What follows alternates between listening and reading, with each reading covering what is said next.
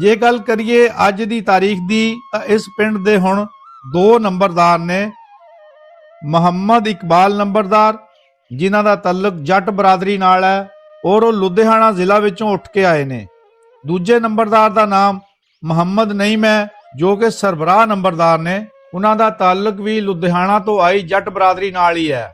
ਪਿੰਡ ਵਿੱਚ ਅਰਾਈ ਔਰ ਜੱਟ ਬਰਾਦਰੀ ਵੱਡੀ ਗਿਣਤੀ ਵਿੱਚ ਬੈਠੀ ਹੈ। 4 ਤੋਂ 5 ਘਰ ਗੁੱਜਰ ਬਰਾਦਰੀ ਦੇ ਵੀ ਹੈਗੇ ਨੇ। 4-5 ਘਰ ਹੁਸ਼ਿਆਰਪੁਰ ਤੋਂ ਆਉਣ ਵਾਲੇ ਪਠਾਣਾ ਦੇ ਵੀ ਨੇ। ਗਫਾਰੀ ਅਨਸਾਰੀ ਬਰਾਦਰੀ ਵੀ ਕਾਫੀ ਬੈਠੀ ਹੈ ਇਸ ਪਿੰਡ ਵਿੱਚ।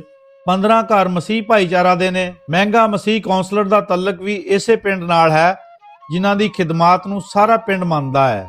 ਮਸੀਹ ਭਾਈਚਾਰਾ ਆਪਣੀ ਮਜ਼ਹਬੀ ਇਬਾਦਤ ਪੂਰੀ ਆਜ਼ਾਦੀ ਨਾਲ ਕਰਦਾ ਹੈ। ਇਸ ਕਰਕੇ ਪਿੰਡ ਵਿੱਚ ਗਿਰਜਾ ਘਰ ਵੀ ਬਣਿਆ ਹੋਇਆ ਹੈ। 3 ਮਸਜਿਦਾਂ ਨੇ ਔਰ 3 ਹੀ ਮਦਰਸੇ ਨੇ ਇਸ ਪਿੰਡ ਵਿੱਚ ਜਿਹੜੇ ਕਿ ਮਸਜਿਦਾਂ ਦੇ ਨਾਲ ਹੀ ਜੁੜੇ ਹੋਏ ਨੇ। ਇਸਲਾਮ ਵਿੱਚ ਮਸਜਿਦਾਂ ਦਾ ਬਹੁਤ ਬੁਲੰਦ ਔਰ ਮੁਕੱਦਸ ਮਕਾਮ ਹੈ। ਇਹ ਸਿਰਫ ਇਬਾਦਤ ਗਾਹ ਨਹੀਂ ਬਲਕਿ ਮੁਸਲਿਮ ਉਮਾ ਦੀ ਤਰਬੀਅਤ ਗਾਹ ਔਰ ਬਿਹਤਰ ਨਿਜ਼ਾਮੇ ਜ਼ਿੰਦਗੀ ਦੇ ਮਰਕਜ਼ ਵੀ ਨੇ, ਜਿੱਥੇ ਸਿਖਾਇਆ ਜਾਂਦਾ ਹੈ ਕਿ ਅੱਲਾ ਸਿਰਫ ਇੱਕ ਹੈ, ਇਬਾਦਤ ਸਿਰਫ ਉਸੇ ਲਈ ਕੀਤੀ ਜਾਂਦੀ ਹੈ। ਅੱਲਾ ਨਾਲ ਕਿਸੇ ਨੂੰ ਸ਼ਰੀਕ ਨਾ ਬਣਾਓ।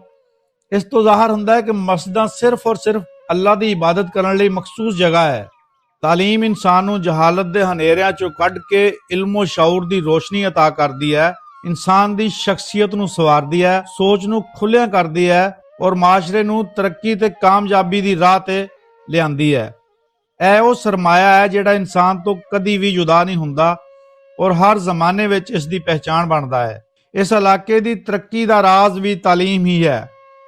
Government Muslim high school Janiwala, government boys and girls high school 299 ਜੀਮ ਵਿੱਚ ਚੰਡੋ ਬਟਾਲਾ ਦਿਨ ਰਾਤ ਇਸ ਫੀਲਡ ਵਿੱਚ ਤਰੱਕੀ ਲਈ ਕੰਮ ਕਰ ਰਹੇ ਨੇ। ਨੂਰ ਪਬਲਿਕ ਸਕੂਲ 286 ਜੀਮਬੇ ਦੀ ਖਿਦਮਤ ਨੂੰ ਵੀ ਨਜ਼ਰਅੰਦਾਜ਼ ਨਹੀਂ ਕੀਤਾ ਜਾ ਸਕਦਾ ਕਿਉਂਕਿ ਇਹਨਾਂ ਦਾ ਮਿਆਰ ਸ਼ਹਿਰ ਦੇ ਕਿਸੇ ਵੀ ਵੱਡੇ ਸਕੂਲ ਨਾਲੋਂ ਘੱਟ ਨਹੀਂ।